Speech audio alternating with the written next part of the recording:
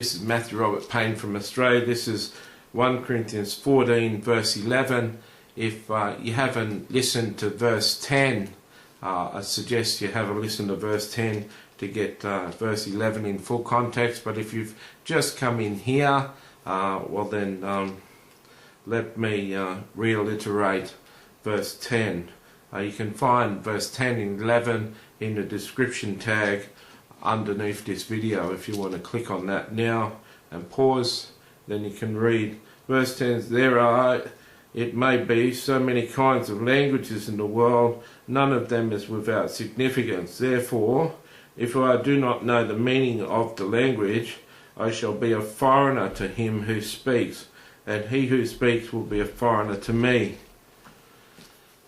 Okay, Paul has been going through an argument, saying in verse 1 that we all have spiritual gifts. The best one is prophecy. That if you speak in tongues and no one understands it, it's a bit of a waste of time. If you speak in prophecy, this will edify and direct the church. If a person speaks in tongues, he's only edifying his church, and the church is in mystery about it. He says that he wishes that everyone would speak in tongues, so he wants, he knows the benefit of tongues, but he says more people should speak in prophecy because prophecy does a lot more good. He says speaking in tongues does no profit. The only thing that does profit is revelation of the Bible, when the Bible is revealed through the Holy Spirit and taught. When the Bible is taught, when people prophesy, people share knowledge of information in the Bible. He went on to say that even an instrument, a harp or a flute, is useless if it's played out of tune, if it's played notes that don't make sense. It sounds silly and stupid, and it's confusing. A trumpet that's played to an army with a sound that isn't a recognizable order for the army that they're used to will confuse an army, and you don't want to confuse an army that's at war. And everyone, or soldier, will be questioning and waiting for a proper sound to come. If no proper sound comes and the crazy sound keeps on going, they're going to wonder what's going on.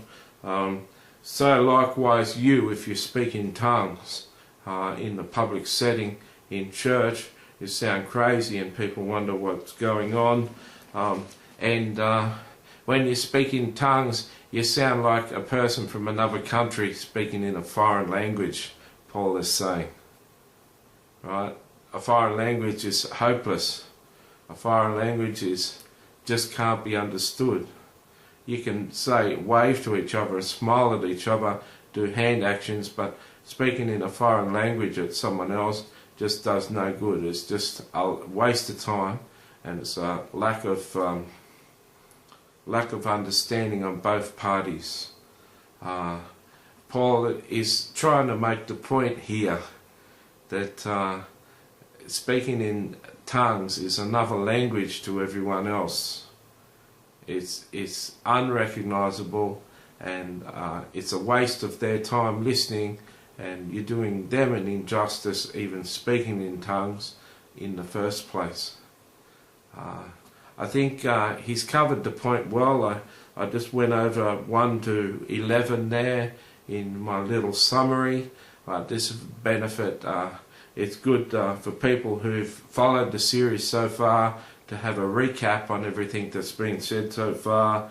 It's good for you to know that Paul is an apostle who wrote a third of the New Testament, planted many churches, one of the most revered apostles in the history of the world. Some great men have come recently and later, and through the annals of history, some great Christian men have made their impact, but a third of the New Testament was written by Paul, and there's tremendous wisdom and depth and power in his words, and I trust that by the end of this series, if you listen in, you will be very impacted and deeply touched, and you'll understand simply what everything means in this chapter. I pray that some of you may listen all the way through, and I'd love to hear your feedback.